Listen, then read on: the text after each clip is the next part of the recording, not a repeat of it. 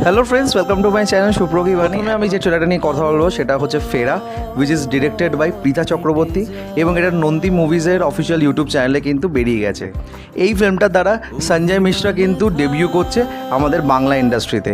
সঞ্জয় মিশ্রা ছাড়াও এখানে ঋত্বিক চক্রবর্তী আছে, সোহিনী সরকার আছে, সুব্রত দত্ত আছে এবং আরও অনেকে আছে।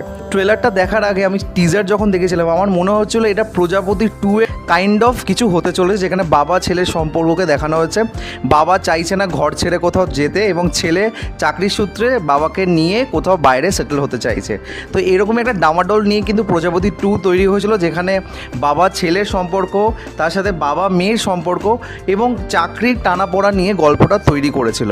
তবে এই ট্রেলারটা দেখার পর আমি বুঝতে পারলাম যে এইটুকুনি জিনিসটাই সীমাবদ্ধ নয় এই ফিল্মের, এর থেকেও বেশি কিছু আছে। তবে ইমোশনাল একটা রোলার কোস্টার ট্রেলারের মাধ্যমে আমাদেরকে ফুটিয়ে তুলেছে।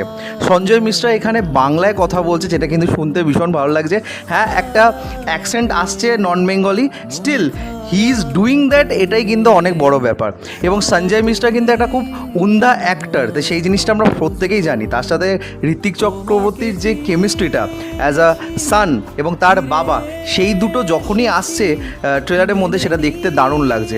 সোহিনী সরকার মনে হয় একটা হেল্পিং হ্যান্ডের কাজ করবে, যেটা বাবা ছেলের মধ্যে একটা ক্যাটালিস্টের ভূমিকা নেবে, এবং সুব্রত দত্ত হয়তো একটা ফ্রেন্ডলি নেবার হবে সঞ্জয় মিশ্রার ক্যারেক্টারে।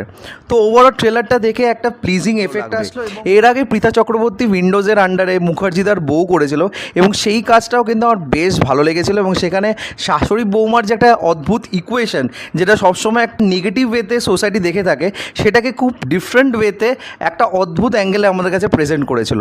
তা আশা করা যায় এই ফিল্মটাও একটা বাবা ছেলের একটা ডিফারেন্ট অ্যাসপেক্ট আমাদের কাছে তুলে ধরবে।